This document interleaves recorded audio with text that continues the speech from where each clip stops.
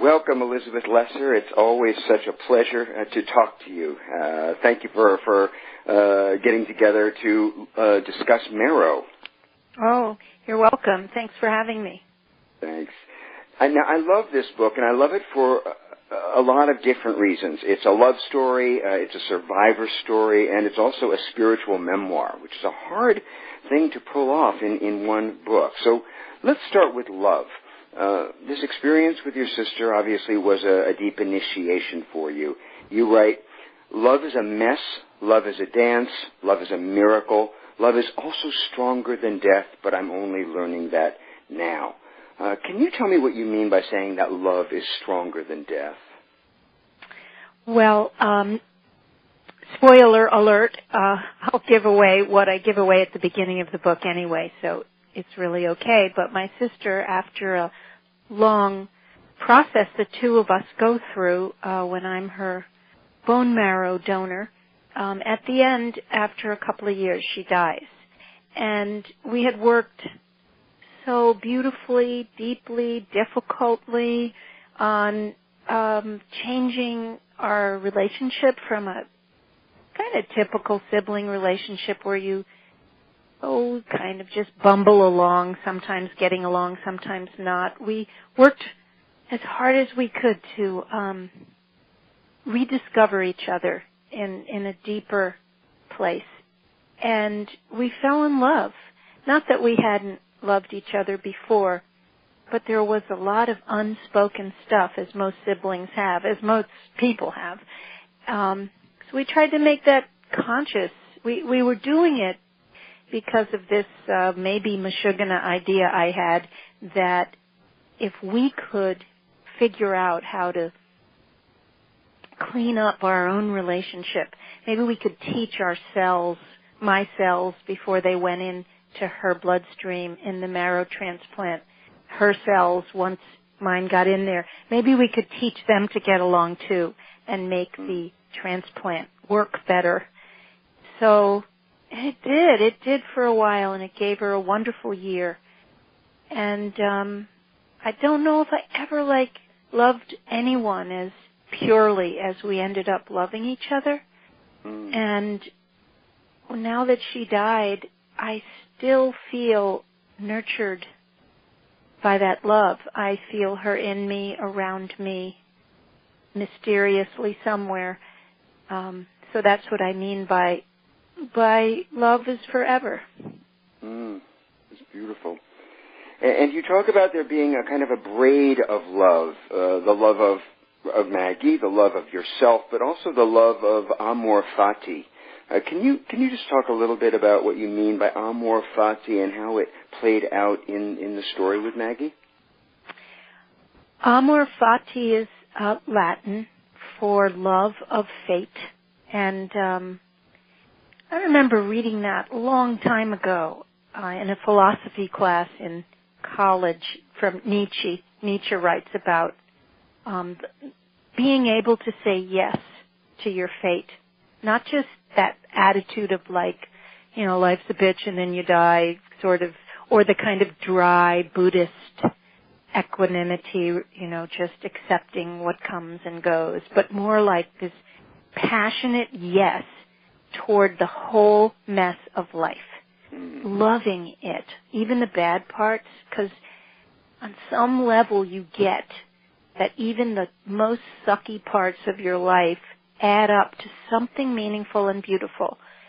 I remember hearing that phrase in college and thinking that's absolutely ridiculous and impossible, and who could love some of this stuff that happens? No, thank you. But I have, as I've bumbled along in life, come to see that it's possible. Maybe not all the time, but just even to hold it out as a possibility. Holding it up there gives me a lot of space around the times when I'm suffering to understand that I may not see it then, but it's a piece of something. It has its beautiful opposite. So if it's extreme suffering, it is part of a tapestry, and its beautiful opposite, bliss and happiness, is coming to meet it somewhere. And that's what amor fati is to me. Loving fate because it's beyond my understanding why anything happens. So I might as well not just tolerate it, but love it. Like meet it with a lot of energy and passion. Mm-hmm. And it's not necessarily, you don't necessarily feel happy when you're experiencing amor fati. It's not that kind of an emotional happiness, I don't think. I don't either. So is it possible to have amor fati when you're feeling lousy? Well, it is for me. Happiness and amor fati are like from two different, if you ask me. They're like not really the same thing. You know, very melancholy people are often, melancholia to me is the capacity to feel deeply. So to love your fate means you're also going to have a heart that's touched by sadness and grief, and it really, to me, is more about an open heart as opposed to a happy heart. And if you stay open, you're going to feel everything. But you can't pick and choose. To me, the emotional life isn't something that you can be choosy about. You stay open and you're going to feel everything. And I choose openness because it's the only way I get to feel the beauty and the joy. But the cousins of those emotions, sadness and fear and depression, they come along in the bargain. That leads to my next question, which was about, you talk about the fear of getting emotionally naked with Maggie. You're much more afraid of that, it seems, than you are of the stem cell transplant. Can you talk about the process of dropping lifelong stories with a sibling, let's say? What advice would you give to people who are so mired in their own history that they can't really see each other as human beings? Right. I feel very tentative in giving one-size-fits-all advice about this, and I've learned this the hard way. I seem to learn everything the hard way. And so as a writer, I tend to write about things that I'm chewing on myself. So as I was writing this book, and one of the main theses in it is that we all have the capacity to err in the direction of connection, is what I say in the book. That at all moments with the loved ones in our life, even people who we are having trouble with, we can choose to connect as opposed to run away or attack. And so, I started trying out this err in the direction of connection with everyone. And like some people don't want to play with you. Some people, no matter how gentle and brilliant your articulation is or sneaky you are, some people just do not want to find intimacy.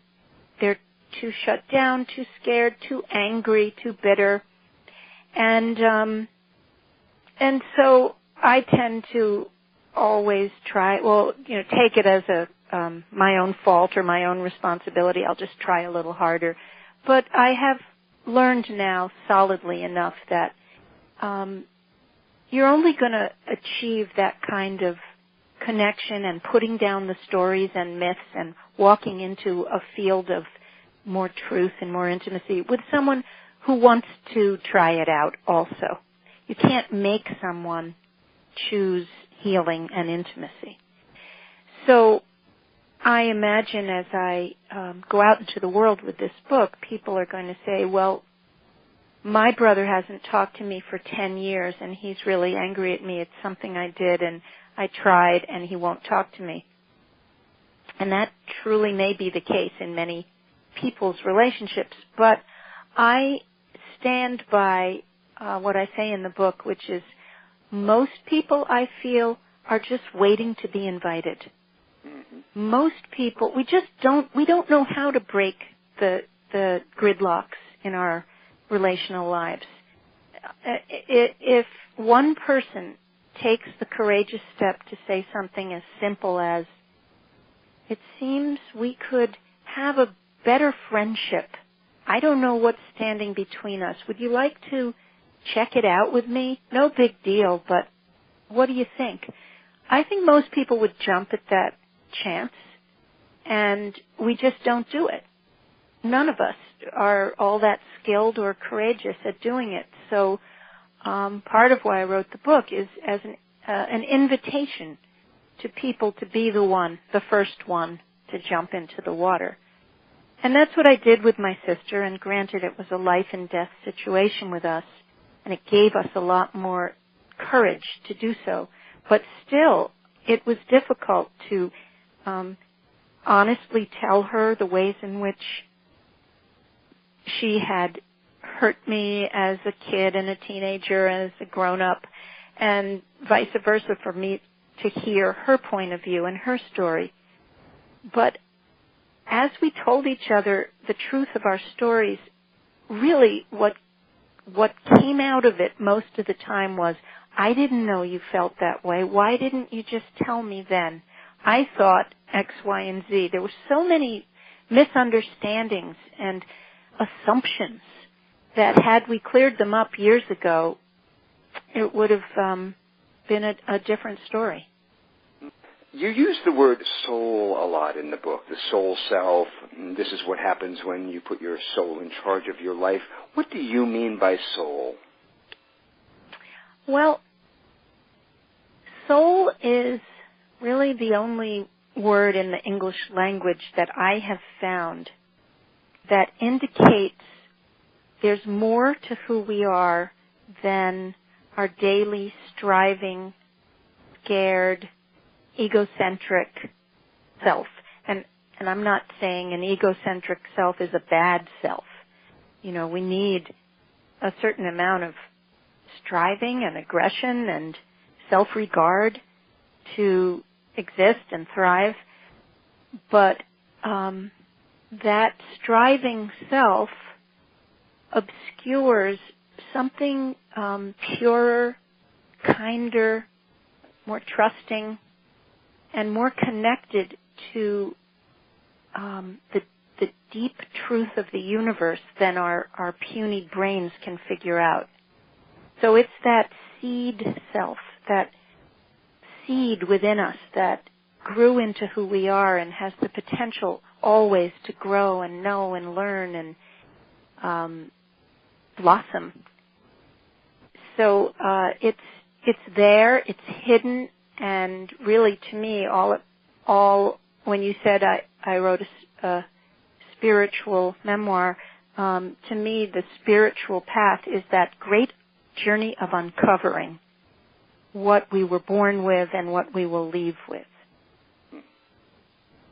And is that the same as the marrow of the self? Yes. In my terminology, I used it as a metaphor because when I offered my sister the marrow of my bones to keep her alive, and then we went on this search together to offer each other our truths. Both of those journeys felt very similar to me, digging in the deepest part of my bones to give a gift of life to my sister, and then digging in the deepest, purest part of ourselves to really fall in love.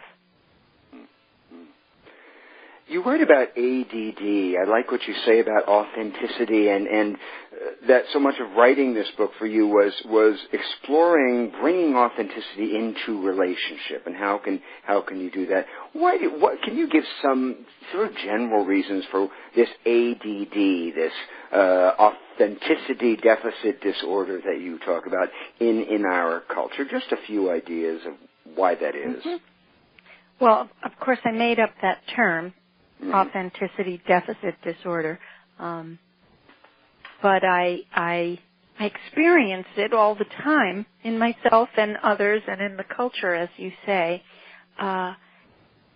You know, the great poet Rumi talked about this in the 12th century, so it's nothing new to humans. It's not that our culture is so very inauthentic.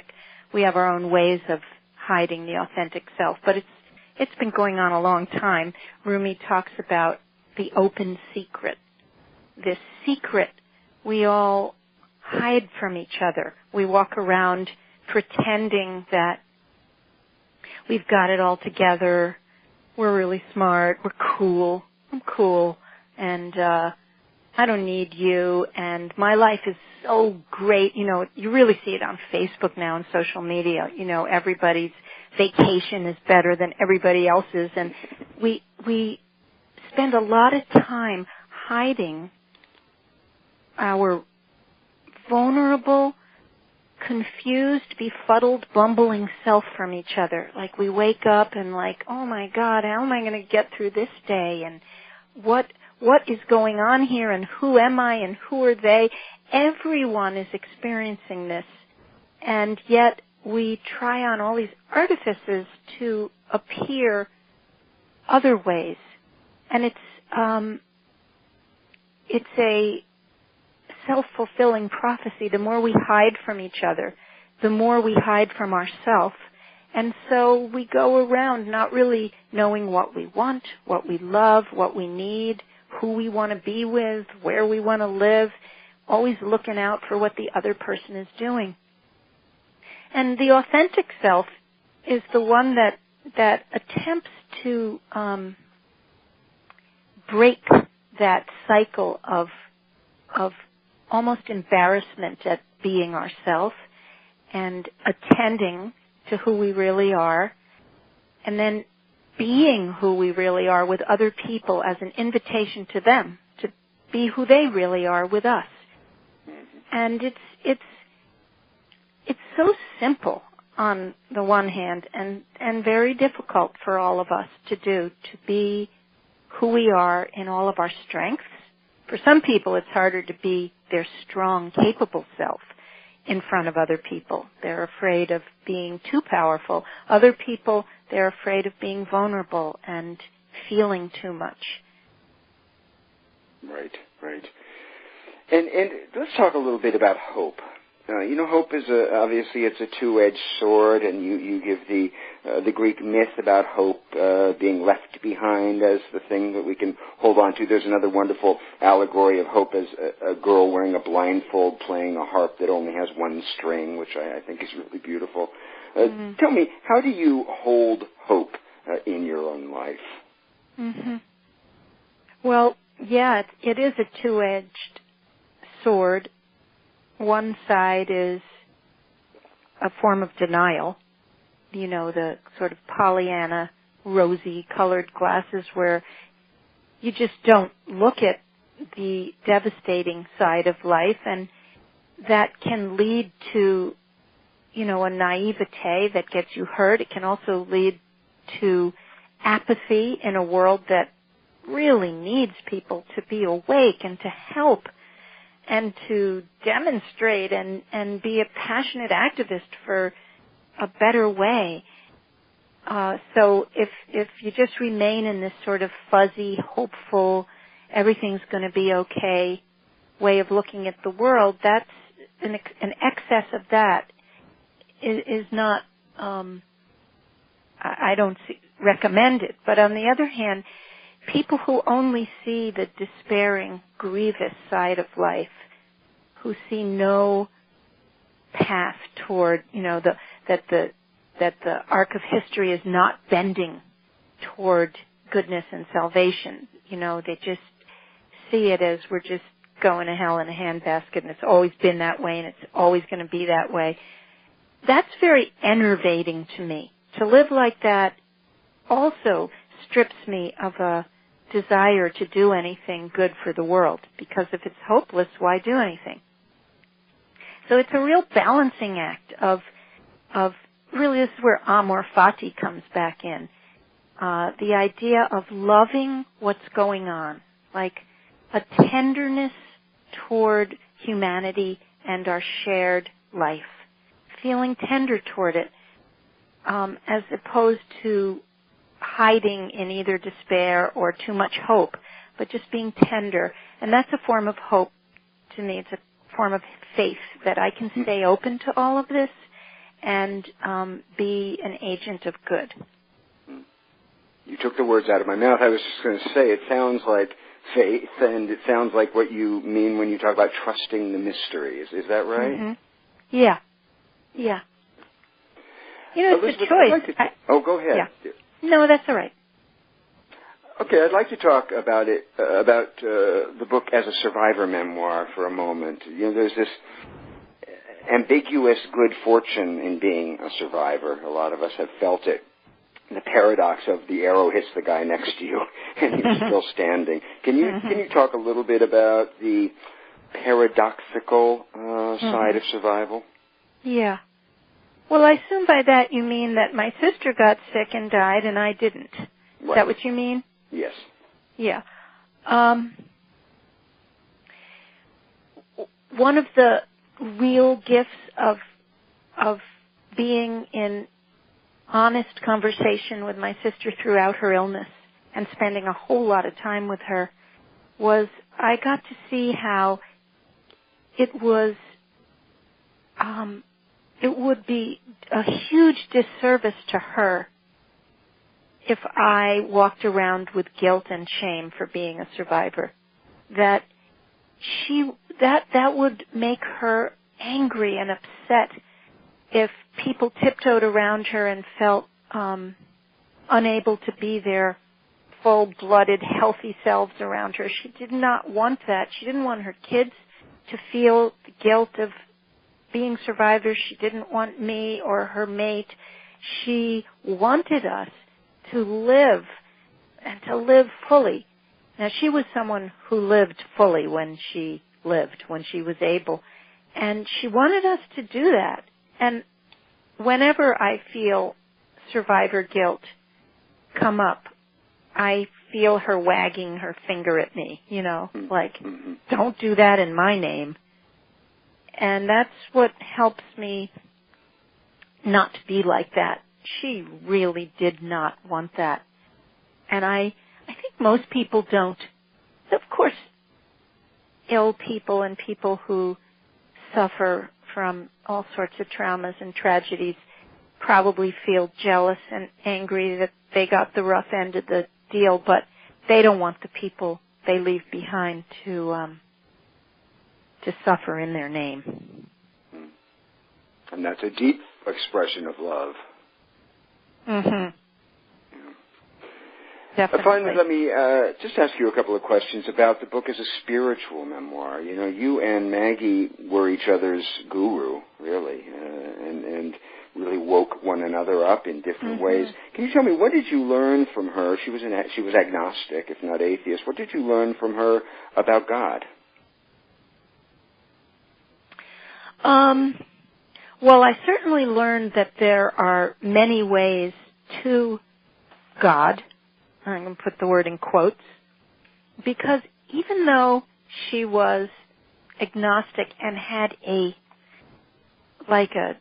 allergic reaction to religion, to anything that struck her as woo-woo, which about 80% of what I did with my life struck her as woo-woo, even so, she had a deep hunger for it. And when it came to the time when she really needed to lean on me, she was so grateful that I had some faith and some sense of the divine and of the eternal. She needed that from me. And even though she resisted it, and I was surprised to find that, because she'd been so clear about judging anyone who was involved in spirituality or religion as being kind of dim-witted. There was a big part of her that when the rubber hit the road, she really was grateful that I had devoted my life to the big questions. Now, she had devoted her life to some awesome things too that I learned from her and was so grateful. Her deep engagement with the earth and with art and service. She was a nurse practitioner who served the rural poor in Vermont, and she did it with such guts and kindness. So yeah, I learned how to live in this world from her, and she learned that there was another world that she was glad I was living in. I've never put that into words, so thank you. Beautiful. It's so beautiful.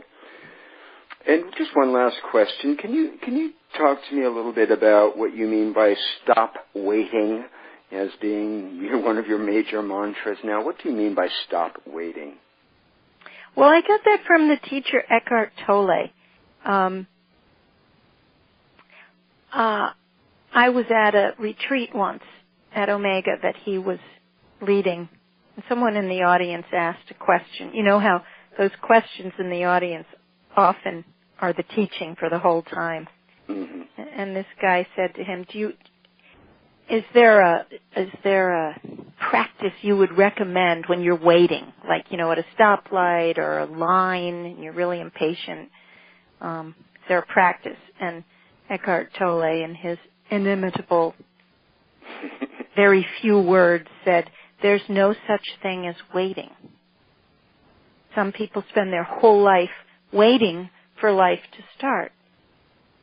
And what he meant by there's no such thing as waiting is if you're really appreciating whatever's happening in this moment, like even just breathing, and you're really tasting that breathing and exhaling fully and feeling your whole body when you do, and there's no such thing as waiting because you're just tasting the deliciousness of that moment. Easier said than done, if you're in the dentist chair or something. But on the purest level of spiritual wisdom, I totally agree with him. There is no such thing as waiting for the next moment. There's just being in this one. I mean, that's about as, spirituality 101 as you can get, but it serves me greatly all the time when I feel impatient or anxious. Impatient for the next moment to come or anxious about the next moment, to stop waiting for anything to happen and just to be in what's happening. Oh, Elizabeth, thank you so much. That was a beautiful interview. Oh, you're welcome. I really thank you for that question about Maggie. What did she teach me? And that was really something.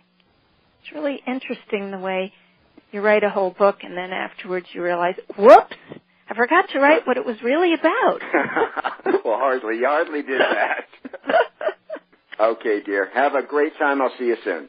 Thank you. Bye. Thank you.